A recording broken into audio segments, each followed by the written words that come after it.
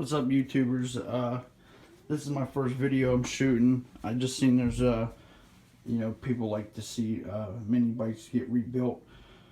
Here's the fork. I bought this Coleman BT 200X and I completely stripped it down. I took a few pictures of it. I just wanted to shoot a little video. There's most of the parts there.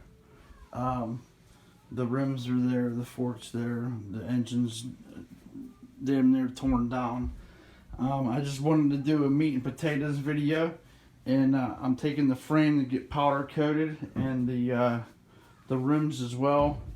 I painted these last night. I'm putting another coat or two on them, and I just wanted to share with you guys the process and what I'm about to do to it. I'm waiting on a lot of parts, but I'll shoot another video and put it on whenever the frame gets back from being powder coated.